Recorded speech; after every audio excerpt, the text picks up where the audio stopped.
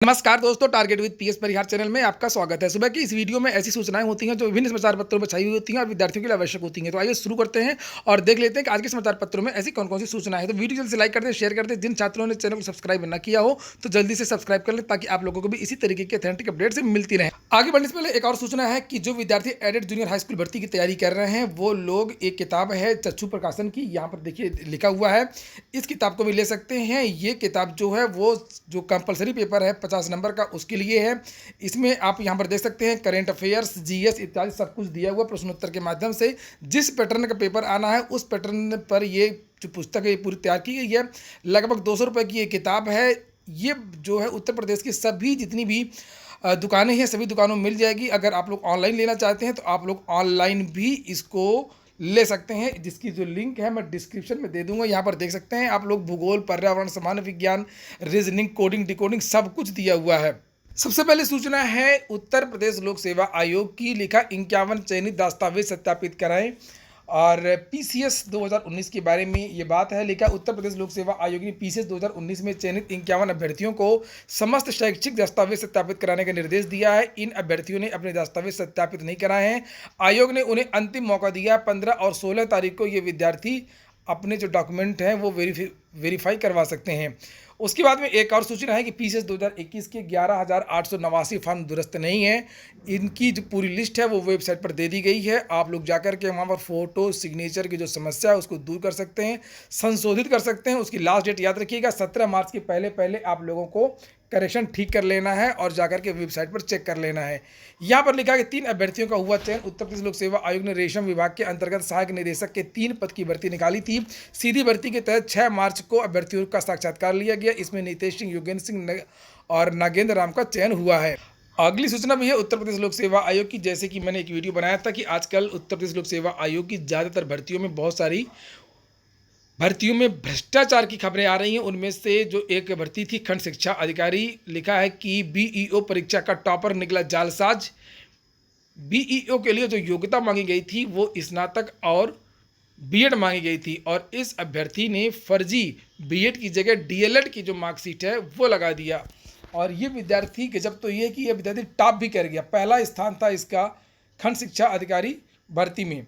लिखा है उत्तर प्रदेश लोक सेवा आयोग द्वारा 30 जनवरी को घोषित किए गए खंड शिक्षा अधिकारी परीक्षा 2019 के रिजल्ट में टॉपर ही जालसाज निकला और खंड शिक्षा अधिकारी परीक्षा में बिंदकी फतेहपुर का प्रणव पहले स्थान पर चुना गया है। उसके खिलाफ 1 मार्च को एफआईआर दर्ज कराई गई है।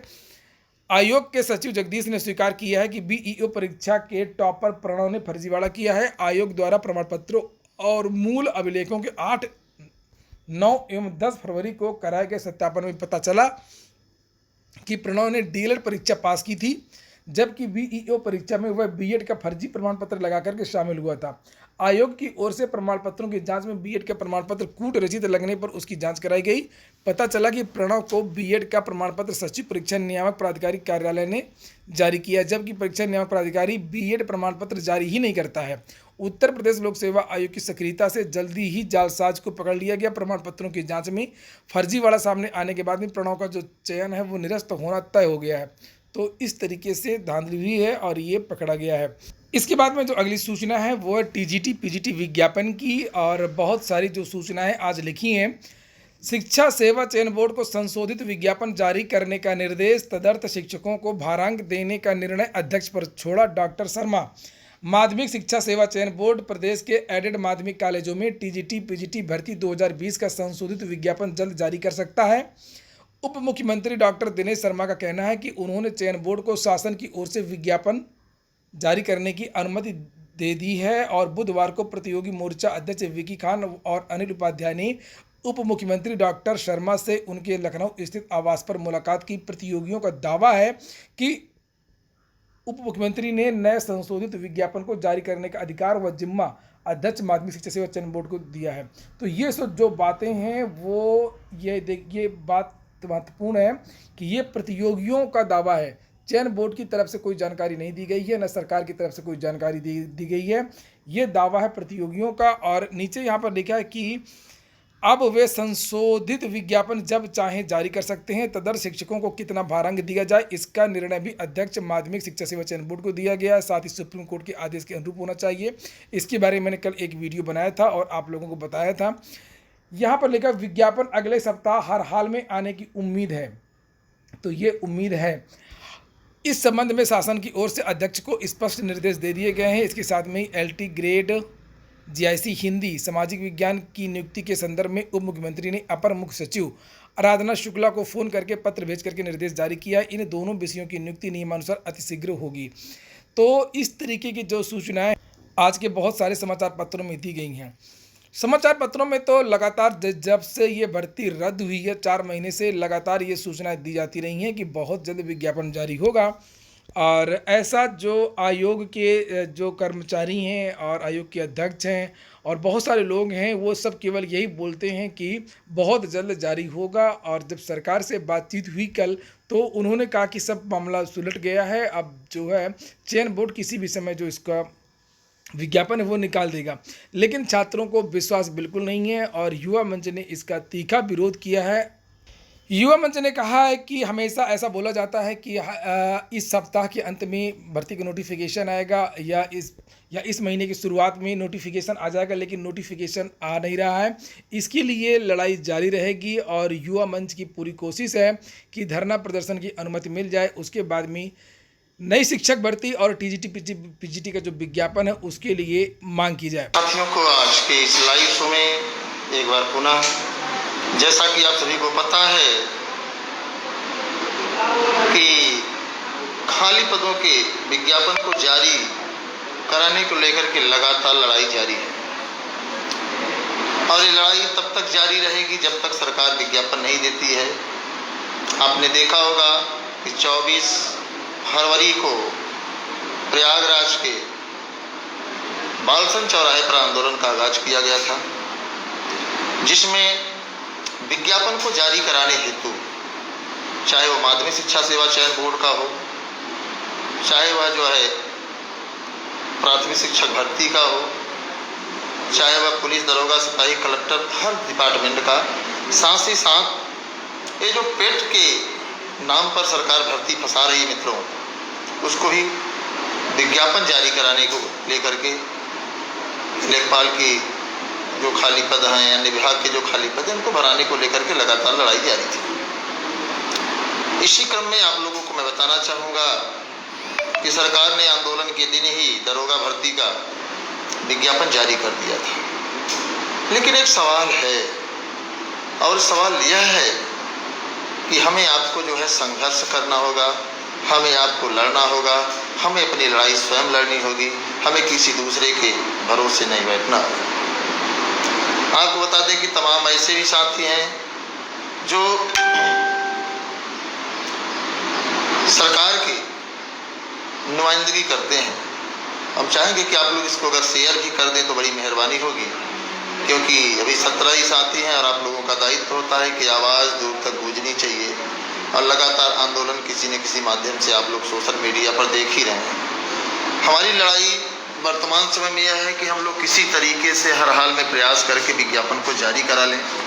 हम लोगों के लिए यही सबसे बड़ी बात होगी और उसको लेकर के आप सभी को बता दें कि हम लोग लगातार लड़ रहे हैं, लगातार संघर्ष कर रहे हैं और संघर्ष करेंगे। हाँ, जैसे TGT PGT के जो हमारे साथी हैं, हालांकि प्राथमिक शिक्षक भर्ती में भी थोड़ा सा समय लगेगा, हालांकि उसकी भी लड़ाई लड़ी जा रही है, लड़ाई कम नहीं होगी और लगातार हम लोग लड़ेंगे और संघर्ष करेंगे।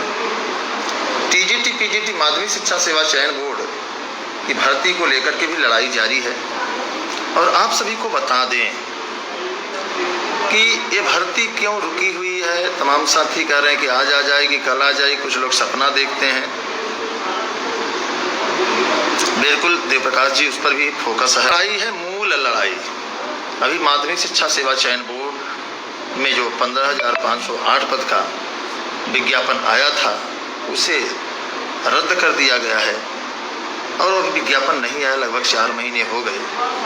उसको लेकर के मित्रों लड़ाई जारी है और मैं चाहूँगा कि आप लोग इस वीडियो को शेयर करिए, जिससे कि सरकार तक हमारी आपकी आवाज़ जाए जिससे कि सरकार तक हम आप अपने दर्द को, अपने हालात को पहुंचा पाएं, और इसमें आप लोगों का योगदान होना चाहिए। सरकार का एक IT सेल होता है, आपको बता दें, आपको जानकारी भी होगी, जो वॉच करती है सोशल मीडिया पर, फेसबुक पर, व्हाट्सएप पर, तमाम अलग अलग नामों से रहते हैं, और वो सर्वे करते हैं कि हमारे प्रति, हमारी सरकार के प्रति युवाओं में क्या आक्रोश है, हमारे सरकार के प्रति लोगों की क्या भावनाएं हैं, उन सभी चीज़ को वॉच करते हैं। तो इसमें आप लोगों से निवेदन करना चाहूँगा, आप इसको ज़्यादा अगर शेयर करते हैं। तो युवा मंच का कहना है कि जितने भी छात्र हैं उनको सतर्क रहने की ज़रूरत है, दबाव बनाने की ज़रूरत है, और जब तक विज्ञापन जारी ना हो जाए तो इन समाचार पत्रों की बात बिल्कुल नहीं माननी है, सरकार की बात बिल्कुल नहीं माननी है, चेयरमैन का जो आश्वासन है उस पर बिल्कुल नहीं जाना है, और अब जो